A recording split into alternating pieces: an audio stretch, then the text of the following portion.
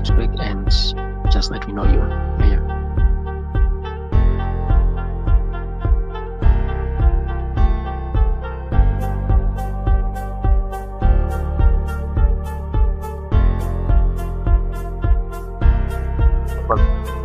Finals, guys. Yeah.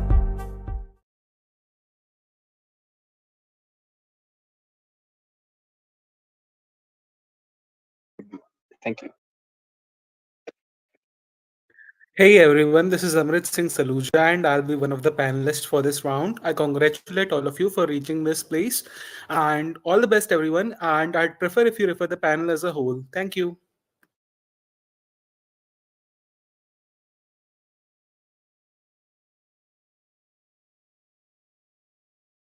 Seems.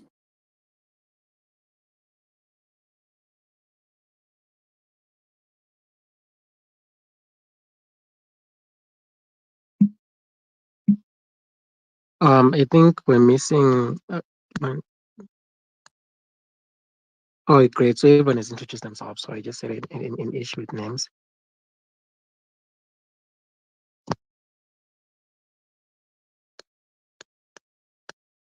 Right. Confirm we're missing 2 panelists because.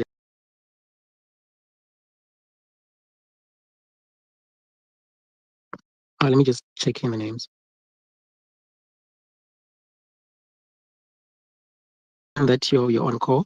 I'm just going to do a quick call. Just unmute and confirm. Taku. I think if you've got network issues, just get them fixed quickly. Timmy. Tim is not charging. Just refresh the draw. Oh, sorry.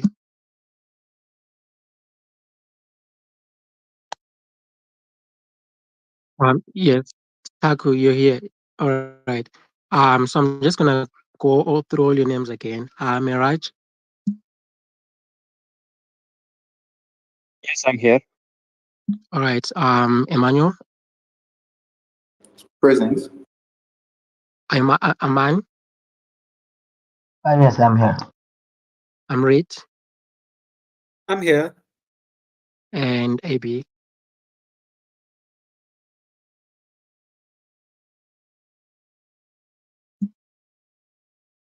AB. Sorry, I'm just saying AB because I might like butcher the full name.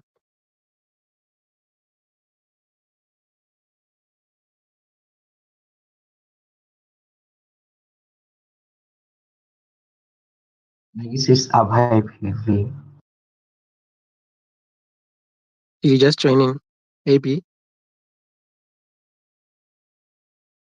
No, I was saying he isn't here. You can Oh, see. okay. So we're missing 1 member. Okay, just give me a second. I'll get a replacement judge in a second. Okay, thank you.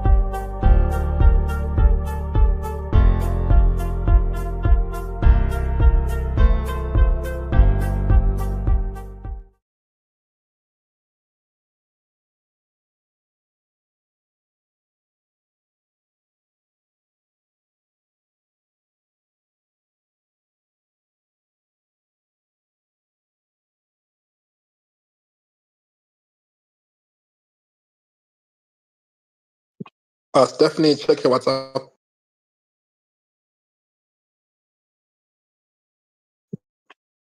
Okay, great. Because I've replaced PV with Stephanie, and she has confirmed.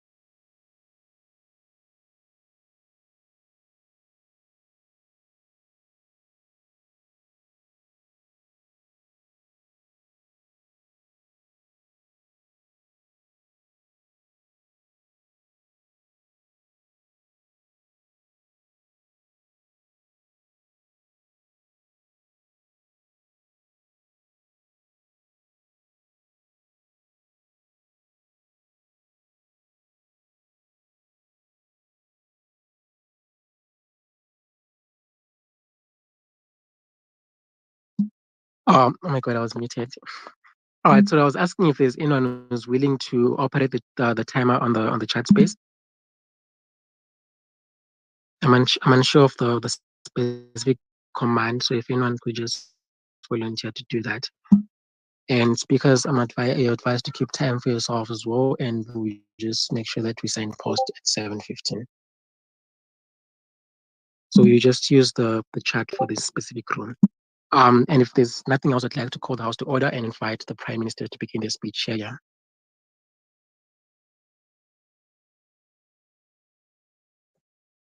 Here. Always annoying me. Can you give me a bit to drink water? 30 seconds, and then I'll be done.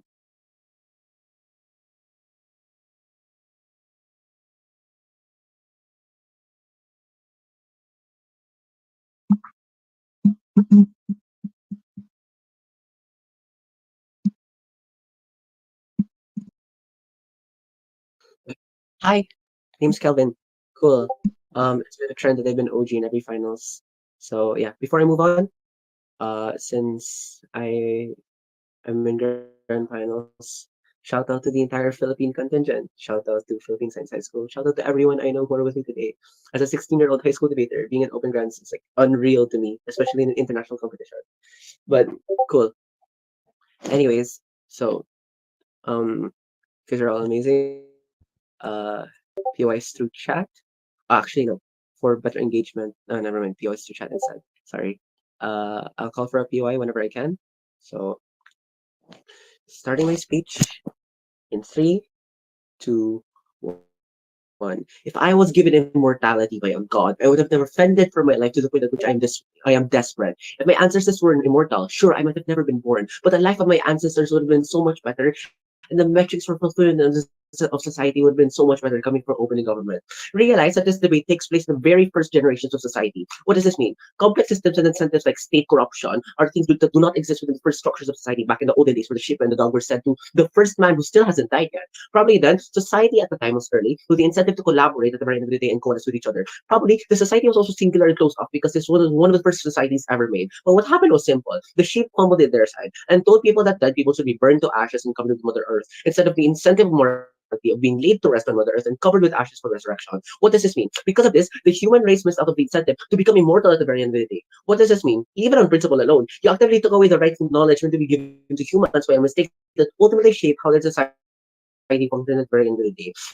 This mistake caused grave consequences to how humans work and to how death function. Secondly, even if this was not true and the principle is not the most weighted discussion in the entire debate, we posit that the principle of the information being taken away is still going to push and is literally what pushed humans to a downward spiral. Why is this true? Notice that on early stages, the prospect of death is what made people fearful living at the very end of the day. It's what made humanity bleak, what made humanity realize that their entire existence in the world is temporary and that they can never find true fulfillment in their lives unless they're able to maximize their entire lives as the point at which it's, let's say, for example, temporary. What happens then? Notice that this is the incentive that created the early stages of procreation. Most likely, since society is brand new, procreation was still a mechanism used to be able to proliferate the human race. This is because it was urgent for them, as fragile as a human can be, to make sure that they are able to maximize their survivability by massively procreating at the very end of the day. Notice then that on the onset, this already devalued the existence of human life. Why so? Because death became a goal to conquer by the society back then, and not an incentive to be able to maximize your fulfillment. The incentive to escape death and extinction by continuously spewing life. This is why humanity has expanded to such controllable lengths at the very end, uncontrollable lengths at the very end of the day. Because these same people were scared to understand the societal consequences brought in by their fear of non-existence. That's why humanity in and of itself has developed so rashly that it has relied on humans that cannot even handle their own fellow humans, government systems, to create these arbitrary systems like money to socially exploit and cleanse people who may not contribute to the society at the very end of the day. That's why class systems, racism, and all these social harms exist, to leverage yourselves and existence to other humans that are in direct competition for survival against you. So it took so long for society to accept each other because we needed not to accept each other, to kill each other and fight wars in order to maximize the chances of our comfortable survival. This is what opposition defends, the status quo. The meta here is simple. People were so unable to feel as if true and honest fulfillment is something attainable in their limited lives. As they saw the first man, they already knew in preset, and they already knew in preset that they had to make sure that the legacy, even when tainted, should be preserved and should be kept through generation at the very end of the day. This is what caused humanity to always push for legacy and fulfillment by being able to be acknowledged through history, through wars. Because frankly, the death is what makes our entire existence forgettable and illusionary. This makes individualistic society that adheres to their own selfish narrative to survive just as important. due to the fact that that was something society had to deal with. The thing that made people have to triumph over the inevitable. That was a contingent to their purpose, and this is why right now it's so hard for people to imagine life without death, because our mortality is what makes our purpose and is what shackles us from thinking that we remove this fear to procreate and push for the massive society we have now in Ochi. And hardline and semi-preferred people are able to actually focus on the fact they have the capacity to enrich their lives to the fullest potential, even if we're not able to expand towards the entire construct of society as it is right now. What if OO says that you might get bored of immortality? Three reasons why this is wrong. Number one, the only reason why OO thinks that this is the world, thinks that is literally because it's the world right now. It's so speedy due to the incentive to chase life before death that we think our existence should always be bleak but memorable. We remove this pipeline for such an unreachable amount of fulfillment by making our entire lifespan as much as it can span and allow us to be able to live as far as possible. But people said, if you wanted to die then, you have the avenues and agency to die. Because the mechanism of immortality from Chukwu was resurrection, meaning you had the pretense of death, but you were able to be brought back to life by being covered in ashes. You can opt into an eternal sleep whenever necessary because simply you're immortal and are able to heal yourself to your full potential, but you regress your age and being covered by ashes as you're embraced by Mother Nature, meaning that if you're fulfilled already, you can just stop your life at the get-go, and even if you do have regrets, just let them resurrect you time to time so you can make sure that you really wanted to die. But lastly, we posit that it's due to death that made you feel all of these harms at the very end of the day. But the comparative of death coming from OO or CO is because it's unpredictable. It's something that was not pushed for further agency. In our side, death is agency. Death is something reversible. The people we lose are those who probably could have lived for so long that they could have resolved and concluded your relationships so you wouldn't get sad if you died. This death is regret and sadness that humanity has to face, and humanity uses to control the society. We're saying we not only uplift the structures of the first society, by allowing them to realize that their immortality, by allowing them to realize that their immortality makes them uncontrollable towards all of these social structures, but you also allow them to exercise full agency. But lastly, if you do want it to procreate, then it wouldn't be a survival mechanism. It wouldn't be a mechanism to be able to actually push for your fears or incentives at the very end of the day. But a mechanism of fulfillment. If you do find the capacity to live life at fullest the very end of the day, but a mechanism of fulfillment. If your dream was to be a mother or father, sure, at least on our side, your procreation is always going to be a benefit of yourself and the people you procreate with and the kids. You're able to actually push for the incentives for proper generational development because you have all of your life to try to be a good person towards your parents, to try to be a good person towards your children at the very end of the day. You have all of your life to be able to solve all these conflicts and problems. But sure, I'll take a POI from OO. Exists in status quo, and we appreciate it, is because there need to be a room for innovation and the ability to stop bad people from living unengaged. The problem is the only reason why innovation developed is that society grows so much that you needed to be able to at least research so much and not just realize these people are bad to be able to alienate them as bad at the very end of the day. We say that the pipeline of knowledge, the pipeline of being able to actually push for knowledge in their side, is literally because of the fact that society is so complex because you already pushed for all of these social structures at the very end of the day. We're able to solve that by making the pipeline of morality or making the pipeline of people much simpler at the very end of the day, because in status quo, we're literally dealing with the first problems of society. But we posit then, we say then, if mortality exists, we wouldn't have that expensive power or knowledge and innovation that runs in the world right now. Sure, but it would never be our problem. At least we don't run down on our fulfillment and our ability to transcend as a person because of our mortality. At least you don't lose all hope and pipeline to depression because you're nearing the end of your years. And even if you do pipeline to depression, sure, this depression will be agency rather than the societal factors that forced you to die. At least then, we make every human find the capacity to live life at fullest at the very end of the day. Even if we lived in our tiny little huts, our immortality makes us feel the most fulfilled. Even if we weren't able to innovate to that full extent, at least we're so happy as the first society. And if the fulfillment was to die, sure, don't let yourself get covered by the ashes and resurrect yourself. For all these reasons, I'm proud to propose.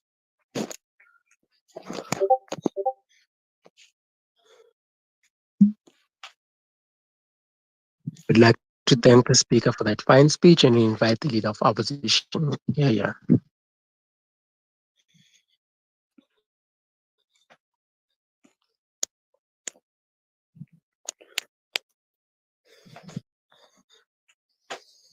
Am I audible? Yes, you are. Okay. Is there anyone that knows how to put a timestamps in the chat space? Dominic, can you do that?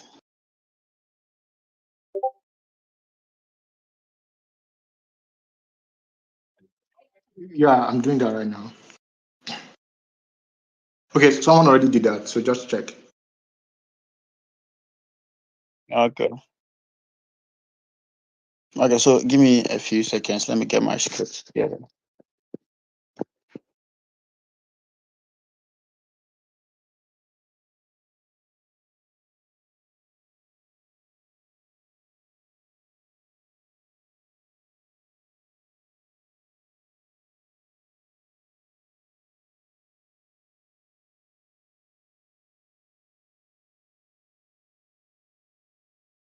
I still can't find the timer, but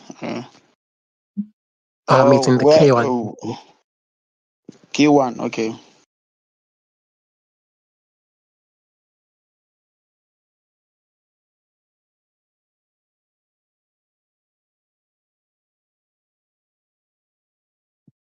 I don't know, but I've seen the chair type in the chat space.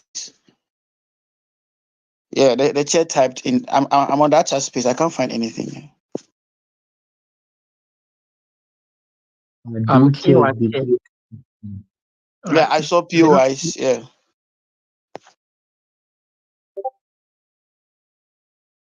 Yeah, can someone just take him? Alright, thank you. Can you please look at K1 text? Timer is already there in K1 text. Uh, I think someone just mentioned you also. Yeah, I have already mentioned you. Can you look at there?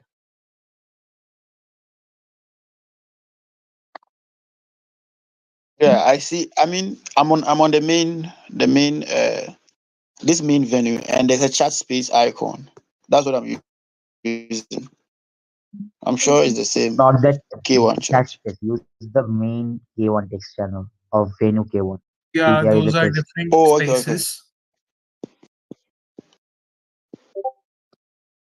I got it. I got it now. Alright, great.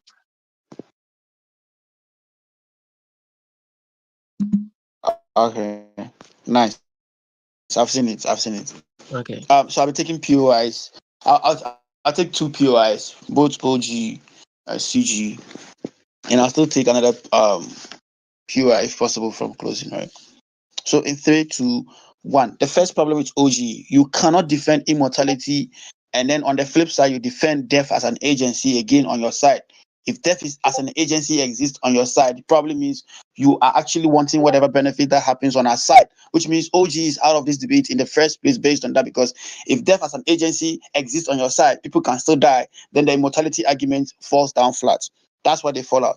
The second thing, the only reason why legacies are very, very valuable is because the people who put this legacy down, they will never exist.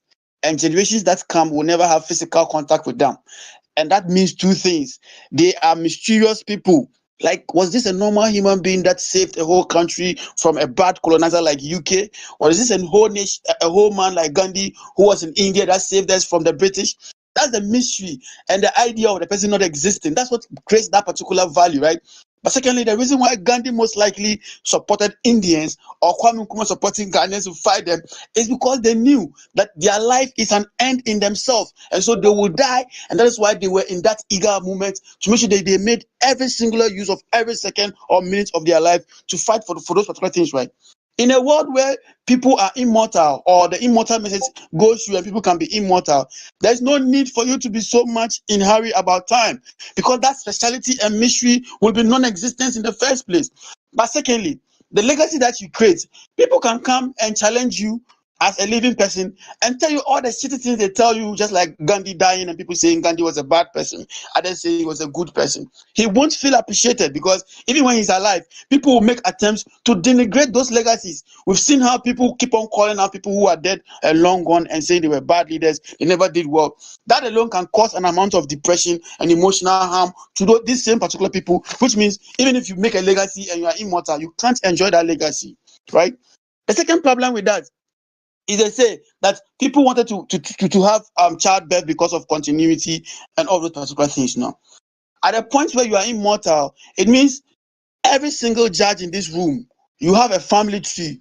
All the people under your family tree prior to you are going to be existent. They are going to be your responsibility. Some of them probably would have been 200 years, 500 years, 2,000 years old now. They will be jobless. They can't even be attracted to the job market because the job market wants really young, vibrant minds, which means they all fall under your family tree. That applies to every single state and every particular country's economy.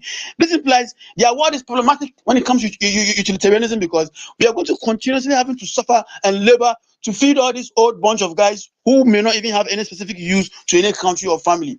That harm on even family members having to work throughout their whole lives to feed poor old guys that are not useful has an emotional impact on them because they feel they are being punished for the kind of life that you gave them. You denigrate that value of the life. And that's why these guys were is problematic. That means relationships may be suffocated because people are getting messed up and they have to really feed some old growing population. Just do the numbers and realize that that way up beats OG and beats CG also.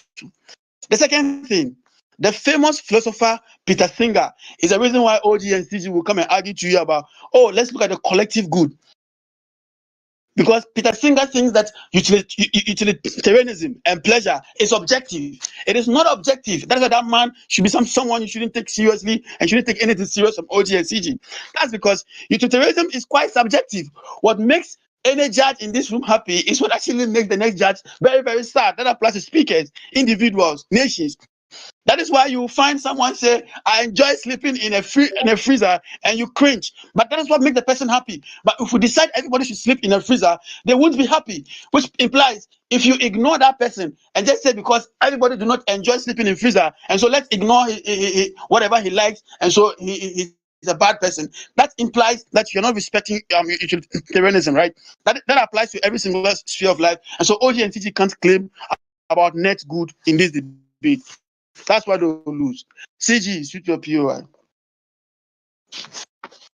Your case strategy seems to just be telling us why life is horrible. Why is the secret to immortality the prerequisite for any of your harms or impacts to materialize? My case is not telling you why life is horrible. My case is telling you the value that life, how life gets its value. It's by it being rare and scarce. That's our case. That's a premise. OG, shoot your POI.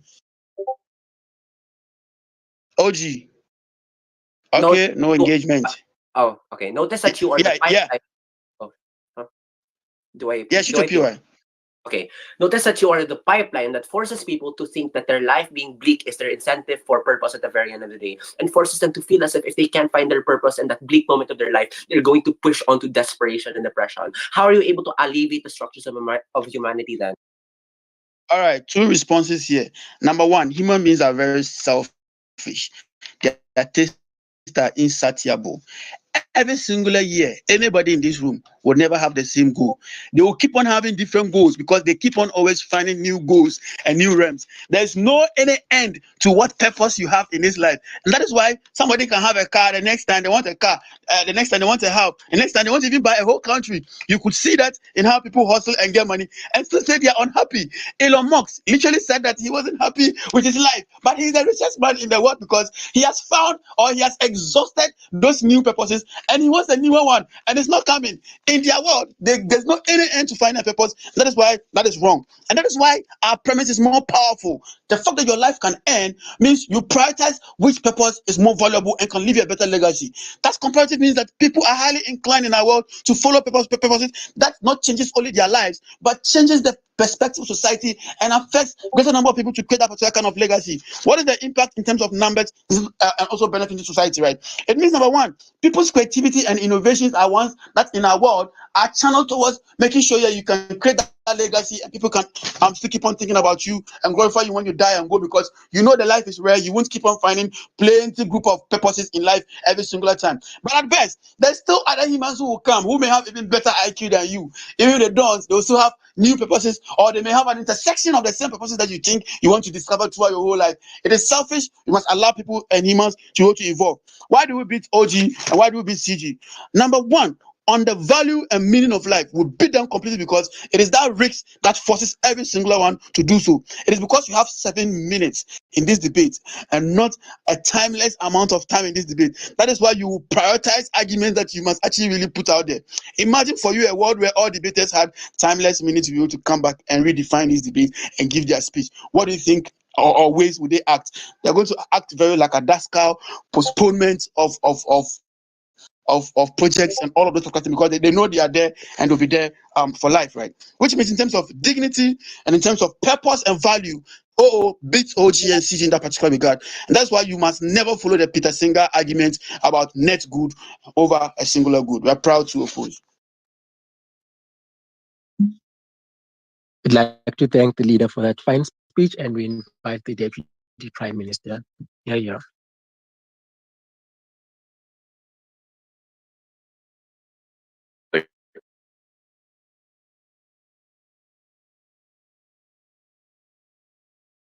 Before that, my name is Matthew, pronouns he, him. And before I begin with my speech, I will just send some few shout outs because my previous speaker did that. I think I have the ability to do so. I would like to thank Leon and my mom for being here palagi for me, and especially to all of the debate community here in the Philippines. For my debate kid, Josh, for Paul, for Jaril, and especially for Anlene, who helped me to get into this kind of place in the first place. Wow. Oh, okay. POIs through chat again. POIs through chat. Starting my speech in 3, 2, 1. Just a few line of responses before I begin with my case. Notice this is not on the context of immortality versus death. This is weird. We just prefer if Chuku's message will be sent to humans. Notice that from OG, it was clear that it was the fear of uncertain death and a limited time that made people do all these things in the first place. It was not death, but the limited life. OG already tells you that at least we do not make their life limited. Hence, when death is an agency, it is not a fear to procreate anyway. But on the case of legacy, we never cared about legacy. We never cared about legacy. We just told you the pipeline to legacy in your side is worse and makes humans fail in finding proper fulfillment. In our side, you wouldn't care about making a legacy and impact if you are still alive. But LO says to you guys that you guys want to be able to push for different goals and new runs. Why do we care if you have a car? Why do we care if you have a car if you are in the first structures of society? If Elon Musk was so unhappy even with all of that shit that he did, this shows how life being bleak will force them to find false happiness that makes them pipeline to all of these things. And when they're not fulfilled, they can't undo this. At least in our side, life is valued as an existent and not just a trial card. But lastly, this is where OO falls apart, right? Because these are the first structures of society that we're talking about in this world, not the economy or society in the status quo. We are not going to innovate too that much because we're not so scared to procreate. I do not get why we care about economy and societal harms if we posit it is due to people being able to live to the fullest that this hasty innovation will never benefit. So at least in OG, unlike in OO, you allow humans to find their own fulfillment. Because in the world of proposition, humanity can position themselves better as the first generation of society transgress. This is the reason why immortality has been sick by humanity. It is because we're made for it. The reason why it scares us is because we are missing out the missing link that will make it good. It is only in this because in the status quo, it is hard to stray away from all of the generational harms led by humanity's greed due to their mortality. The missing link towards all of the benefits that we could get from immortality is being cleansed and being connected by the proposition in the first generation. Points of clarification before my extension. One, the reason why opposition is scared of immortality is because they are bred through generational sins that is marked by the past of mortality's greed. What does this mean? Humanity displays themselves from good faith because they see no other alternative, because these alternatives that they can think of are being hindered by time. Greed has always been a result of a human fluctuating resources for themselves because they don't have time in this world, because they know that they only live once to suffice this. In the world of opposition, greed will become much worse. Just take a look at the status quo of the alienation that we get from the status quo right now. Right now, we do not experience living at all. We only function to survive, and you die without experiencing life. We say that the essence of living does not lay on the excitement that you get from all of your dopamine rush. Living means finding your whole identity and mending it to transgress, which is only possible through the without the pressure that you get from all of the transgression or fast-paced society right now in the status quo. In the status quo, we alienate individuals from discovering themselves with fast-paced transgressive means, which resulted to years of war, poverty, and unjust amount of depression for this society. In our world, the idea of all these desperate means of greediness to survive will not come at all, because in the event that they do, communities can still collectively hold punishments for them. And in this world, docile humanity will transgress. We do not need to cry for every animals that we care in order to survive. Trees that we need to destroy to transgress to our fast-paced societies will not even be destructive in our world, because in our world we are not bombarded by ridiculously pernicious and inhumane deadline. But how does alienation arrives in opposition and cleanse in proposition? Simply, the reason why we do not care for other individuals is because the world does not allow us, or does not allow you to catch a single minute to give them a glance, to care for them at all. You are bombarded by jobs, schoolworks, and other things that preoccupy you because you are scared that you will run out of time in this world. In this, when you follow the opposition's framing, you become less humane. You become more focused on living within the time frame that you have. Because in our world, you can give time for the people that you love without being guilty that you are wasting your time because you are being bombarded still by all of those preconditions and preoccupations. You can still talk to your grandparents without telling them that you need to leave early on due to your fast-paced obligation. You can still talk to your parents without ignoring them because you're preparing for your debate. If the problem is on innovation alone, you still get that on our side, but the benefit that you get from that is that innovation that you get from our side will not be harbored through inhumane means. The obligation that will exist in our side lays on the transgression of harmony for other beings that are not even mortal. So if the problem is you will still have inhumane means at all, that's not going to happen because you will still have time to take care of your dog and cat without making them sad because you're rushing the rat race in opposition's world. You will still need to care for other beings that are not even mortal at all. No, because notice that you are the only being that is mortal in this world. You still have the obligation. Still, you're still not going to be bored. You can still imprint legacies for other individuals. Even in the worst forms of harms in proposition, at least we have time to fix them. Being careless and boredom will not happen when you still have mortal beings to take care of. All of the obligations in our world will never chastise and alienate you when the time to do it is there. With this, we do not need innovation in inhumane means at all, gotten from war, gotten from all of the harmful event that is happening right now. We only need to seek excitement on how we do it without messing up for other individuals. Creativity doesn't need to be harmful. We just need to bank it out outside of a destructive means. And that is only available when you have time to do this. For all of those reasons, proud to propose.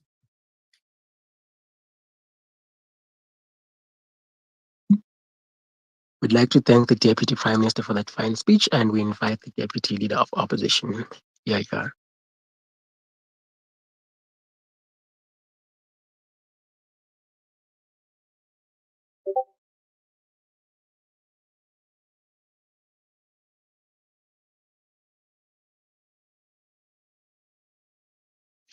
Okay, cool. So, am I audible? Yes, you are.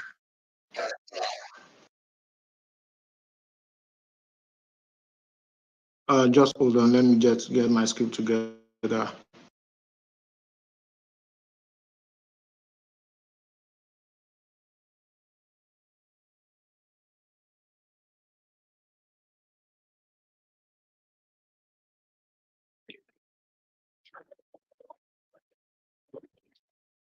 Okay.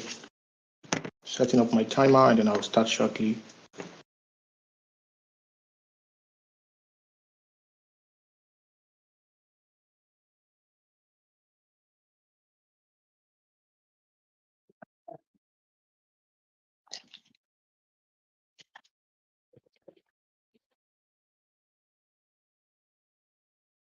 So my time starts from my first word. So for POI, I would pause within my speech for POI. You don't have to unmute, and you also don't have to bother in the chat space because I'm not looking there. So just get ready. I'll most likely prioritize closing government within my speech for POI. So just get ready. Yeah. So before I start my speech, I would like to say shout out to my partner, Fegi. This is our third outing, and I hope this goes well. Regardless, thanks a lot for reaching out, and thanks for doing this with me. Shout out to everyone that has also impacted my debate, my debating career, my student, Mason, and people I also constantly learn from. I really appreciate you all. And yeah, let's have a nice round. So starting my speech in 3, 2, 1. Panel. This debate is a comparative debate of preferences. The problem with opening government idea is lack of comparative of what the best case scenario most likely looks like in their world versus the best case scenario in our world. In closing half, you could most likely have conversation around worst case scenario outcome. Okay, what if this thing most likely goes bad, and what if this thing most likely goes wrong on both sides? Note, firstly, before that extension comes on, what the comparative in this debate looks like is status quo. So let me analyze what status quo looks like and show you, even in the worst case scenario, why that is most likely better than their perfect world. In status quo right now, you have the like of Putin, you have the like of Osama bin Laden, the late guy, and a lot of Adolf Hitler, bad set of individuals that have been able to fuck the world up, that have caused a lot of sadness in the life of a lot of people. We are ready to buy that particular burden. There's a place I'm going.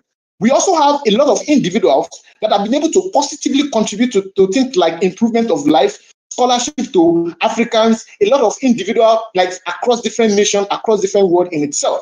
Again, we also have in status quo different world governments tackling a lot of things like crime, tackling a lot of problems within their social communities, minorities asking for things like justice, segregated and underprivileged communities asking for equal rights and better living world. This is how bad our world is, and we are proud to defend it. Why? Because the ultimate mechanism for everybody in this world right now is that one day you will have your last breath and you most likely die. We defend death. Rest in peace to the families, to those particular lives we have lost so far. Let me show you why their side of the house is bad. What the government side of the house most likely look like is that they continually try to find a way to kill the life of Osama bin Laden. They continuously find a way to end Ukraine war. They continuously find a way to sort of like deal with the likes of Putin and all those sort of things. They continuously look for a way to deal with the likes of Adolf Hitler. But those ways will most likely not work. And the reason is simple. Because the nature of this is that they most cannot die. Why should you care? Simple. The best sort of approach in their world is that this individual most likely will be incarcerated. We say that is most likely bad. Why? Because that most likely gets perpetuated based on the longevity of the ideology that's most likely wrapped around the actor that is driving that sort of like force. So Osama bin Laden is incarcerated, but messages still get infiltrated in the society towards his group on how they can continuously fuck the world up. You can never solve that sort of problem. How does it play out in our world? We kill him, which is most likely died. But yes, Al-Qaeda rose up again. But today, they are not as functional as the way they used to be as of when this guy is most likely alive. The comparative advantage is very, very simple. Because these individuals are most likely having that level of influence and the capacity to influence bad outcomes within their world. You don't create any sort of like sovereignty for minorities in these people's world.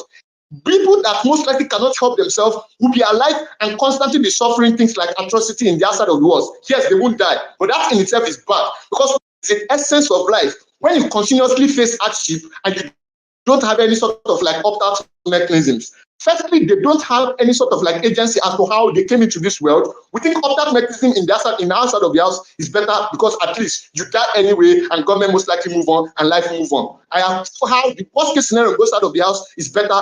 Their engagement in closing government is to show how that in itself wins the debate for them. Let me quickly engage one of the things this guy talked about. We don't think that this debate is about having more time to spend with your cats because you don't want your parents to cry. If you fucking die, we take your cats to what's called veterinary homes or probably animal stuff, or another person most likely like adopt your cat. This debate cannot be about I want to live long so that I can take care of my cat or speak more with my mom. I'm currently alive today and I don't speak with my mom regularly. That's fine by me. It may not be fine by anybody, but there's no exclusive advantage as to what that particular value in itself brings to me as an individual. You need to defend worst case scenario and not just come and lie your way to win this debate. This is an open final. Stop debating like kids. Yes, closing government, shoot your POI. I thought your case wasn't about Closing wildlife government. rights, but also, yes, it's CG. But also, if your case is that harmful people's ideology still lives on, in the status quo, Osama bin Laden is dead, but we still have terrorists. So surely immortality isn't the tipping point of bad action. Osama bin Laden, calm down now. Osama bin Laden is dead. We still have terrorists, but we don't have terrorists as bad as Osama bin Laden. You can't necessarily prove that outcome. Let's go to the best case scenario. Because if you can have bad people live long, we can, and I'm not taking you. If you can have bad people live long, we can also have good people live long. We defend that hard body to show you why that in itself is still bad. One, we think this in itself cripples things like innovation and the ability to expand in society.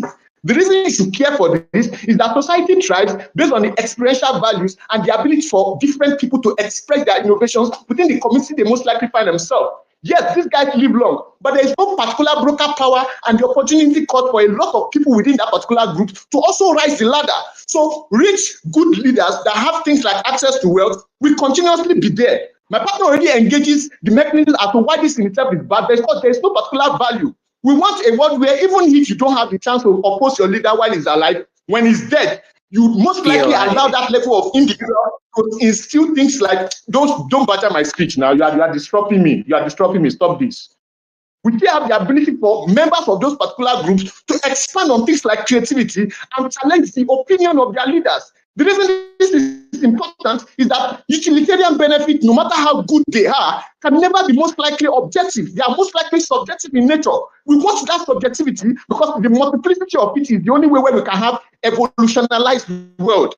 So it is a comparative of what the world looks like currently and what the world most likely look like in the last sort of case of scenario. The last extension, very, very important, is on the availability of this message.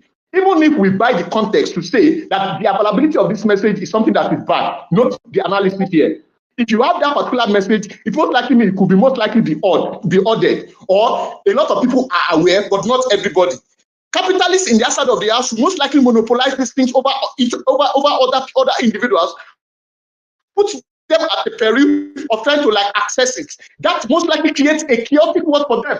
We want such a world where it's not even available, so that everybody be on the plain slate. We don't care if you're able to find out later on, but in as much as there is no other means at which you can most likely find out, since this particular messenger did not even deliver it in the first place, we get a much more insane world. Because the reason why a lot of people are fighting for bread in banks is because they know that bread is there. If you know that there is no bread, there is no need for you to most likely fight. We want a world where that particular message in itself is not even in the open space, whether within a minority few of individuals or within a bigger set of individuals. Opening opposition definitely win this debate from what was it called? With all of the impacts and all of the engagement we gave to you, proud to oppose.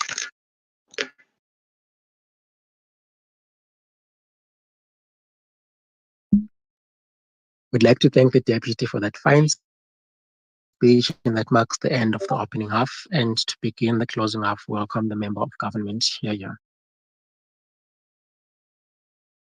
Just checking that I am audible. Yeah, you are. Okay, thank you. I'd also just like to give a shout out to my speaker partner, Eric. Thanks for carrying me through this tournament. It's always a pleasure speaking with you. And I'd just like to tell the room that I cannot see the chat at all. So I need points of information to be offered audibly, but I'll warn you now, CO, prepare one for the two. Yep. Okay, awesome. Then I'll start my speech in 3, 2, 1.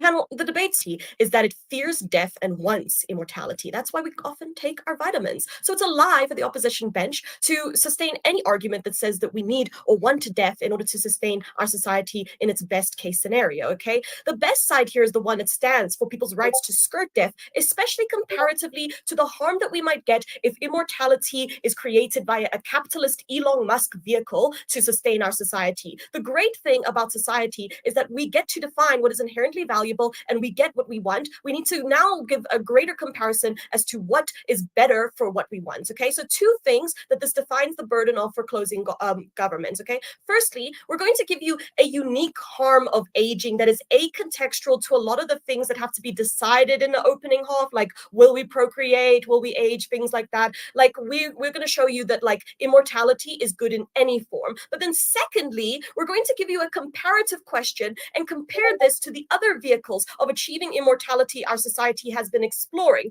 Panel, we think that this mythical dog is obviously the most righteous vehicle for us to sustain. Our only rebuttal to opening opposition, because they barely have a case, is that we need to like acknowledge that their case is just that like bad people will live, okay? And like we can extend on this further later, but we agree that like, okay, but that's not going to be standing because the conditions that create these bad natures will be gone. But even at their best case, we already tell you, like bin Laden is dead, but the terrorist ideology still thrives. So surely immortality is not the tipping point. Their response is just, well, it's not that bad. It's one of the biggest threats to our society right now. They lose this case. I'll take a point of information from closing opposition. Do you defend opening opposition? Do you support on your, do you support on your, do people feel pain on your side of the house?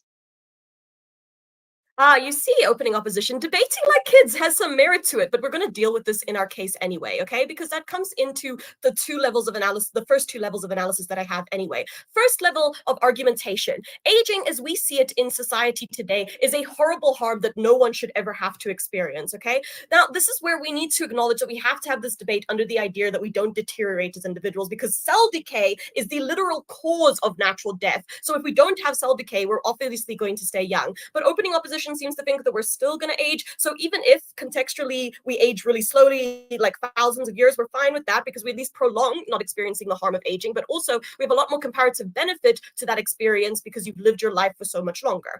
What's our issues with aging that we want to try and weigh against and avoid? Okay, number one, we think that we need to characterize like how horrible aging is. Okay, you get a loss of your mobility and the quality of your life. Your bones literally break. You're physically disabled and you're discriminated against. Your loved ones leave you out of things because you're no longer fun. You become a burden on your society. And if we truly value humans as an end in and of themselves, we need to take every chance, like a mythical dog, in order to stop this process because it completely dehumanizes an individual at the point where you're a burden to your own community.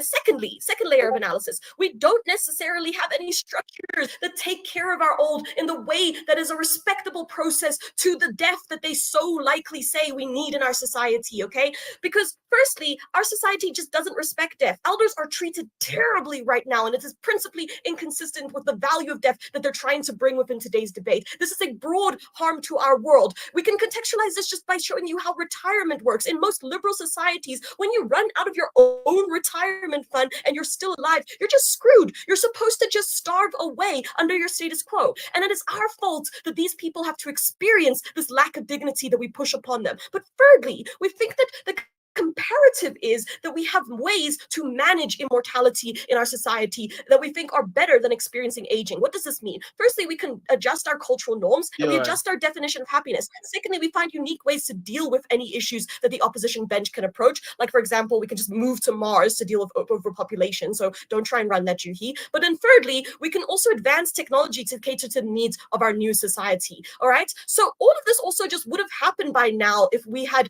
allowed the dog to give us immortality eons ago. Second level of argumentation, still completely unique. We need to compare this to the other vehicles of achieving immortality that our society is currently exploring. Because panel, May sets info slides for a reason. Two things we need to get from this info slide is firstly the idea that there is a principal claim to this immortality. It should be ours. It's one of our divine rights, and it's something that we have very few of. We should be protecting our divine rights. Secondly, because we've already told you humans have a natural incentive to want to be immortal, we need to contextualize that right now, the best arms of trying to achieve that immortality is the like the technology and the medicine of the Western world that is trying to exploit and profit off of our fear of death. Okay, this came from the that we rather that it comparatively the immortality came with the principles of the global South embedded with humanity and culture from this mythical dog. All right, because comparatively to the capitalist machine, we find 4 specific issues. Number 1, the anti-aging technology of today is horrific. We have painful stem cell regeneration right now that is the most modern pinnacle of our society. It's not something anyone should ever have to experience. Secondly, access is and will continue to be late society. Our counterfactual society wouldn't have the same inequality because the vehicle of immorality would allow us to fully actualize and achieve everything we want. So it'll be far more equitable. Notice that thirdly, this logic is analytically prior, i.e. you need the Igbo model to actualize things on our side of the debate. But thirdly, we then stop the regrettable notion that we can be exploited and profited off of this desire that is innate that we want to claim to be immortal. And then fourthly, people who cannot access this, like the other ways that they immortalize themselves, are insufficient because number 1, you still die. Number 2, you don't even have time to fully actualize them. A couple of one specific impact is that we prefer this model of morality because it is embedded with principles that are communitarian in nature, that we see humans as a value in and of themselves, and society is then protected and premised on the idea of the ultimate protection of your human experience. Last level of argumentation, this is analytical to the opening government, but this is the idea that on their retrospective model, there's something that they have missed out in this debate, and that is the idea that we also will have greater history because we'll have greater access to information just by the very basis that we'll have primary sources still alive rather than relying on secondary sources. We think that this comparatively does 2 things. Number 1, it has a better purpose of your life because the parts of your culture and identity are no longer lost to time through the vehicle of death. But number 2, we have more information to make sure that we don't repeat the mistakes that we made throughout history. This is important strategically because this is the mechanism that holds up the retrospective debate, far more important to proving how society would have today been better. We've completely shattered this debate, side with closing government. We'd like to thank member of government for that fine speech, and we invite member of opposition. Yeah.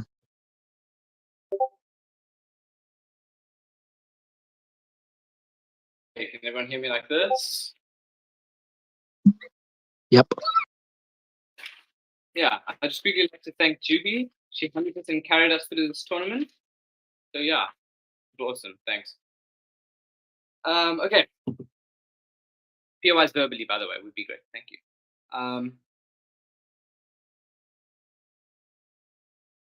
I'll be beginning in 3, 2, 1.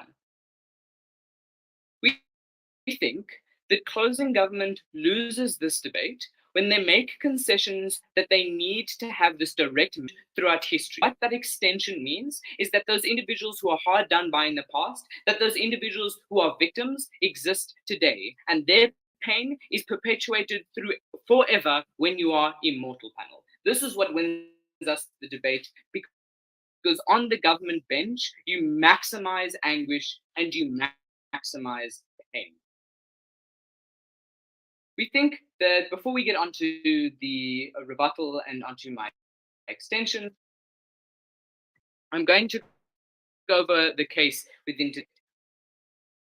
Our stance is twofold.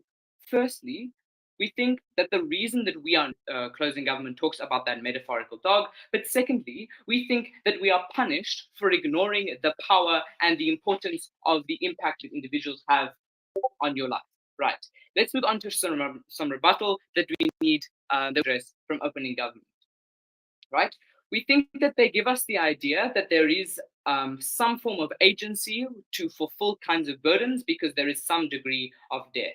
We think that opening opposition does enough to say that if death is some form of agency to provide motivation, then like you're just using our side, you effectively buy into our side in some form of mortality in order to have any kind of motivation. But we think that there are 2 unique responses here.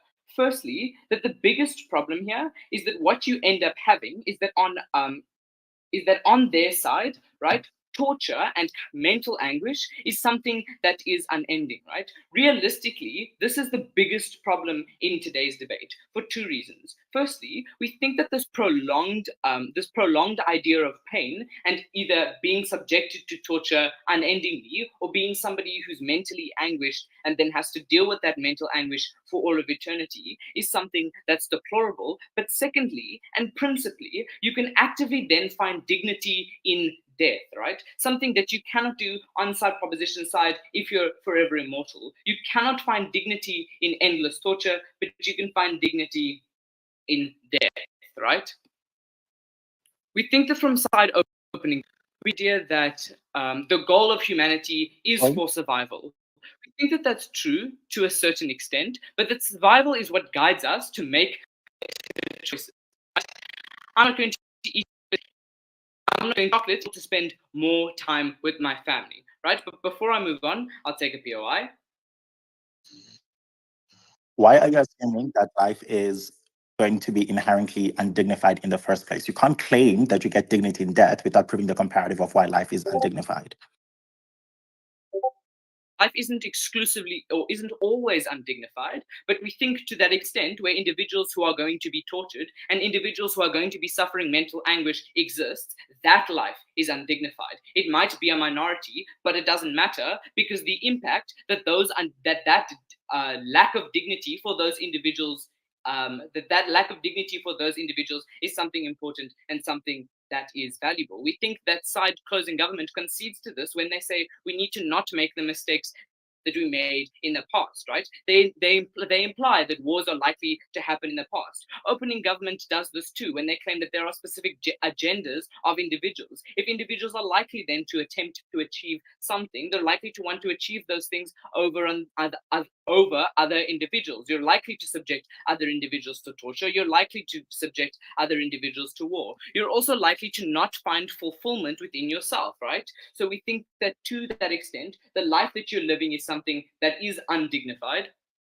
And it means then that you can find active dignity within death. No, thank you. What is our extension then? 3 points. Firstly, we think that culture is valuable because of death and because of your other choices, right?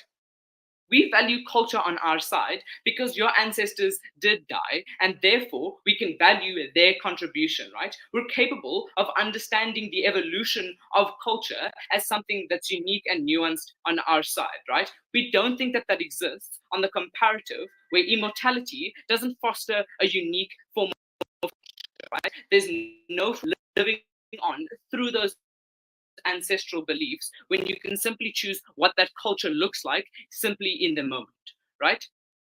The second extension here is that we can appreciate others more through acknowledging that our identity is shaped through others, right? We can understand that animals are the reason we were not granted immortality, right? We're capable of understanding the impact that individuals have had on us. We no longer ignore those animals. Not only that, but we no longer ignore them because they had an impact on our lives. Only on our side, because of morality, you are capable of understanding the impact that has been made upon you. We think that that happens because individuals are inherently selfish, right? We think that because individuals are likely to understand that somebody was like that you are hard done by somebody or something is more likely to stay in your memory than somebody who did something good to you. We think that inside proposition's case, humanity is not going to remember the metaphorical dog. We think that on our side, where you don't have that immortality, we're going to be able to value the impact that individuals have specifically on your life. Third extension then is that immortality is only valuable insofar as people want it. This touches on the extension of living within an undignified life, right? If we were to have morality, there is an opportunity that individuals no longer want to remain within these societies. It looks like evidences of mental health or mental anguish, and it looks like torture existing existing forever. This impact means that you're effectively torturing people who are not capable of relinquishing, they're not capable of relenting against that specific form of anguish, right? What have I...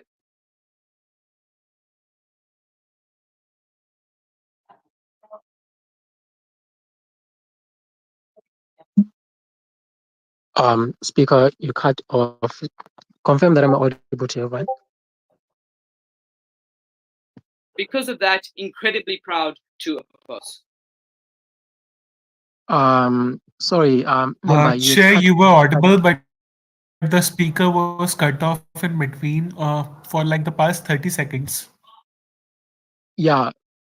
So would the speaker like to sort of like restart the last 30 seconds and conclude their speech again, or because I think I missed just the last 30 seconds. Remember? Yeah, that's fine. Just for 30 seconds then. Unfortunately, I've restarted my Yeah. timer, so I'm just going to speak for 30 seconds. That's fine. All right. 3, 2, 1. We think that what I have proven to you in today's debate is that the most impactful action and the most impactful circumstance that's going to come out of today's debate is individuals living inside government's world being subjected to extreme levels of torture. They're going to be forced to live in undignified lives, and they're not going to be capable of relenting against that. Incredibly proud to oppose.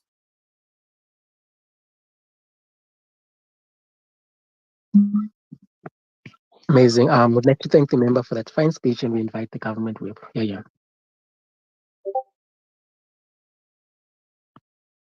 Hello, can I be heard?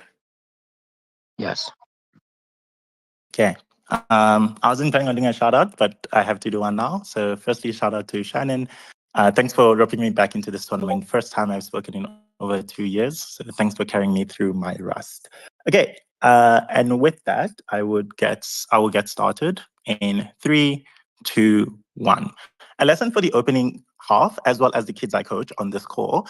When info slides are used, CAP is specifically asking you to weaponize it in order to have the debate in the spirit of the motion. Nothing from the opening half, besides the weird stuff about whether or not we're going to have procreation, panel, you can decide who takes that chat because it's inconsequential to the actual debate, actually deals with why uniquely we are having this different perspective of an African community that is finding the secret to immortality.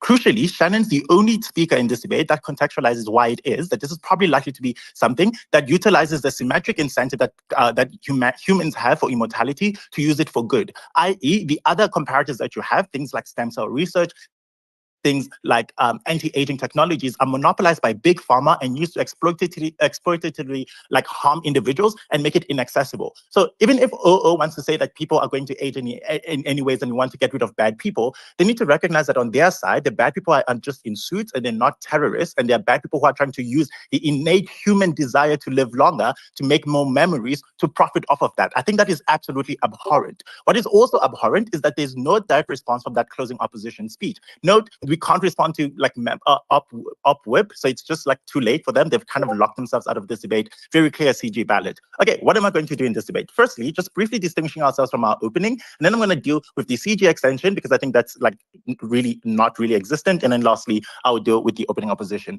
On OG, we think they have some good ideas with regards to why it is that in the counterfactual world, insofar as you don't have this like existential threat hanging over your head of death, people are probably less likely to be driven by greed and are less likely to do things that are necessarily going to be harmful towards them, right? But two things that means they fundamentally fail in this debate. Firstly, their analysis is acontextual. This is not just a debate about why mortality is good. This is a debate specifically about getting the secrets of mortality to a specific community and why that's necessarily better. But secondly, they never really impact why this means in terms of the people who are then able to live, right? We get a lot of stuff about why people don't feel the need to procreate. I'm just not sure why that matters. When you weigh that against Shannon's actual analysis, but why this means that you get more communitarian values, you get a greater ability to enrich yourself in culture and immerse yourself in that culture. I think the best impact in this kind of philosophical debate is that which is most grounded on actual stakeholders that you can quantify and weigh. CG takes above OG.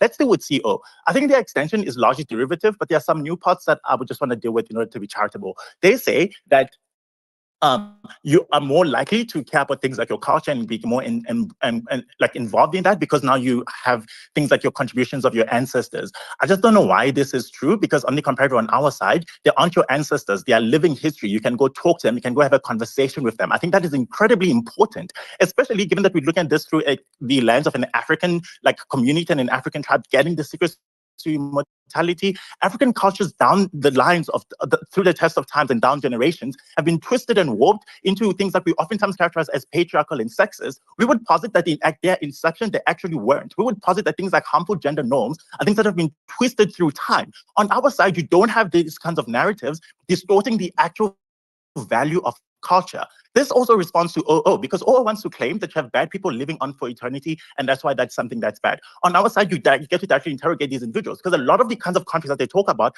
are things that are perhaps like driven by, religious or cultural like misinterpretations. So for instance, you get to talk to Jesus on our side. I think that's very good to prevent the Crusades. You get to talk to the Prophet Muhammad. I think that's good in terms of like delegitimizing jihadists and their twisting of Islam as a religion. All of these impacts are uniquely achieved in CG because we tell you about why it is that when you have this kind of generational continuity and you're able to interact with them, this living history really, really does make your life significantly better. This response already has knocked CO out of this debate because they have nothing else to stand. And then OO is a bit confusing because, there's some stuff about like bad people still being alive, but at the same time, they say life is just really horrible and therefore people should die, and that's like dignifying. I'm going to deal with this clash then next on why it is that the other strand of OO's case with regards to, if you want to have like autonomy in death, you are saying that death is a good thing and life is therefore inherently harmful. Asking a POI, what is that conceptualization of life and why they think this is actually bad, right? C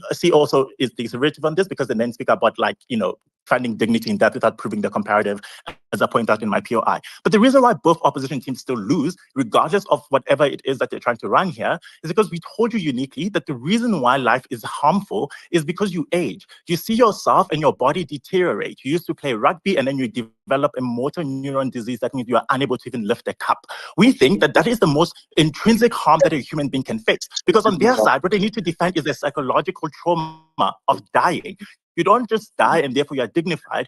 If you are dying of natural causes, you are aging, you are losing mobility, you are losing the ability to do anything. So your life, your motivation, your actual like incentive and who you are is unrecognizable by the time you take your last breath. That psychological trauma is what they needed to defend on their side. Am I audible? Is that a POI?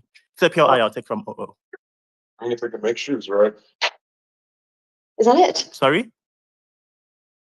Hello? Am I audible? What's going on? Opening opposition. You have a POI.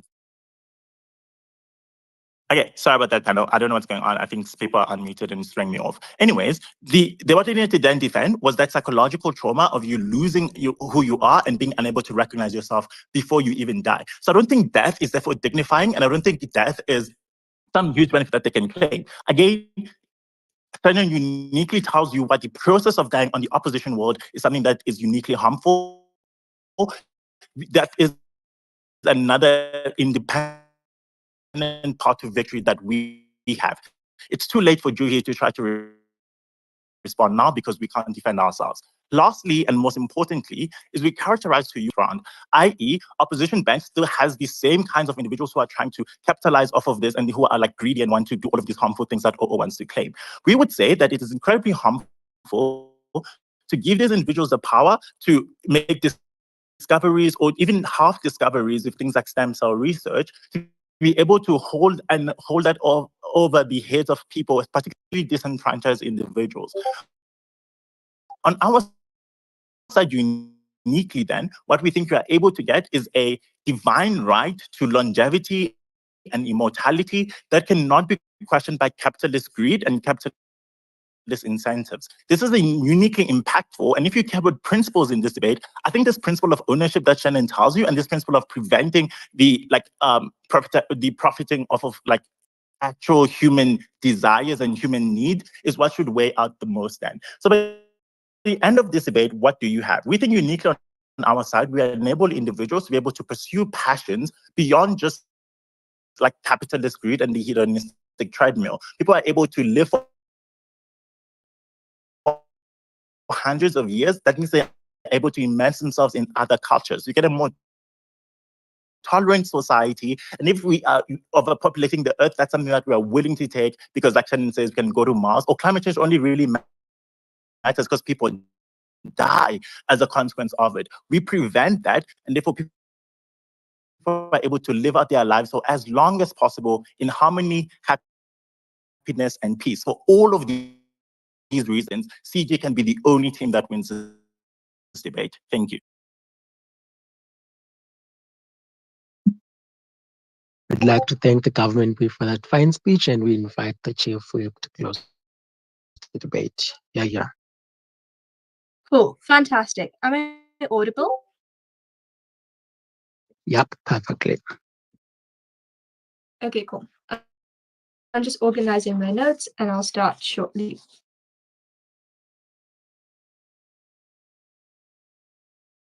I'll start in 3, 2, 1. Panel, anti-aging creams were quite literally invented because somebody made somebody else worry about aging. This is quite literally the only narrative and the only substantive piece of material that comes out of closing government. I can support this panel. The reason being is if we were implementing this specific policy from the very beginning of time, their false marketing tactics quite literally can't exist. I would argue that there's a group of people that find aging quite beautiful, panel. This is important. They say about you deteriorating in your health, bad social narratives. I'll show you why that is untrue life to some people. There are 2 reasons broadly as to why people are very clear in the debate. 1, people have the fear of being forgotten. Secondly, people have the fear of if people actually do feel pain on their side of the house. This is important because everything they say about survival, they say about the fulfillment of like rough death, it's untrue. On their side, they get perpetual cycles of hell, perpetual cycles of torture because living in that pain forever. Let's just talk about what the secret of death actually looks like and the secret of immortality. If it is no, 1, that the secret of immortality is so incredibly special, that means that it can be exploited, it can be colonized. This is very important because if they want to claim the longevity of the West is not quite literally going to encroach and try and impose that belief on others, try and use that for a reason as to why like people. I'm going to deal with 2 questions in this debate, broadly panel. And why does mortality aid in that of like opposition? 1, we talk life meaningful is the amount of time you have. This is important, panel, because I quite literally have a physics test tomorrow. And if I start studying 2 hours before and get 100%, I think that would be much worth more, or like worth more of my time and my happiness, rather than if I studied 10 days before this test. This is because we try and make very good decisions when we are under pressure. But secondly, we told you that this was very important to take a POI. We told you that this is important because you have a living history, panel, like CG wants to claim. It's because we opt into the virtue of belief and the leap into belief. This is to say that there's a sort of like presence and there's a sort of happiness into believing something even if you don't know it's true. It's the idea that you get to have discourse after what like your ancestors actually truly did believe in. This is very important, panel, because it helps people form their very own belief systems.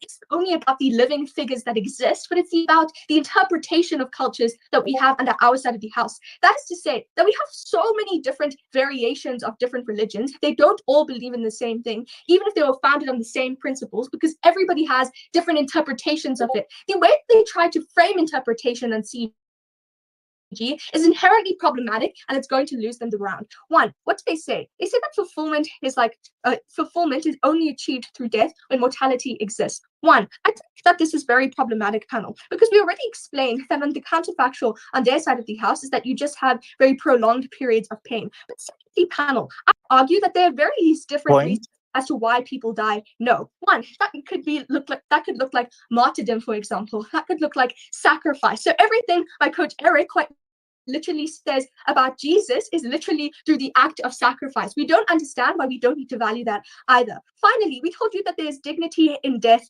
as there is in life, or that there is no dignity in life whatsoever. I think this is especially true because CG wants to characterize that life is so incredibly terrible that everything that you do is inevitably going to lead to your death. So if that is the case, we would believe that there's some dignity in death, and that's really important. The second thing that they tell you is that the goal of humanity is always survival. 1, panel, we tell you that survival is what guides us to live better. This is especially true. 1, because you could either live your life with taking very safe choices, for example, doing good things like not eating chocolate in order to spend more time with your family and to prolong your health. Or you could live life on the edge.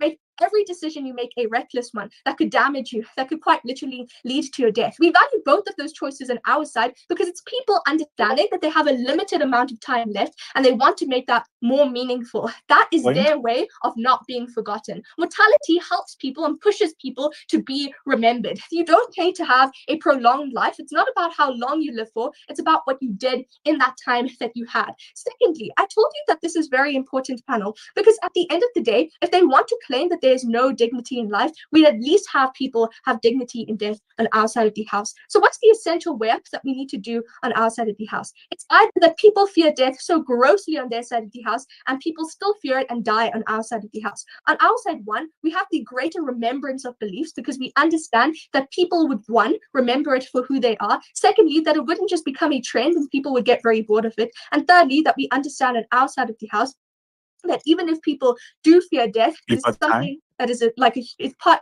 even if people do fear death, we don't always ban things. We don't always not afford things to people just because it's scary. It's the same reason why we can't literally eliminate the dark, even if people are afraid of it. Secondly, let's talk about how do people engage with one another, panel. One, we told you that this is quite literally the principle of reciprocity. The emotion quite literally states that there's a mythical dog your way at a time to try and provide this immortality to people. This is very important, panel, because we understand that our identity is quite literally changed through the perception of our people. We can treat people with utmost respect. This is one of the important extensions that Elie brought you that everyone else refused to engage with in this debate. This is very important as well, panel, because we can engage with each other reciprocally and we can understand that our identity is quite literally fused together with each other, including mythical dogs, including creatures, that we can understand the value of life inherently, that you're not always an individual just living on the earth, but you're an individual that can coexist with other people. We think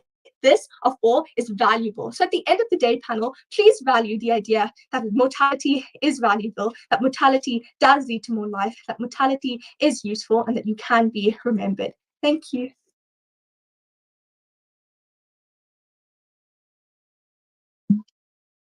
We'd like to thank the Chief Whip for that fine speech, and this marks the end of the debate. I'd like to thank everyone again for what was a very interesting and engaging debate. And all the best again. I guess we'll meet when results are announced. And yeah, fingers crossed for all of you.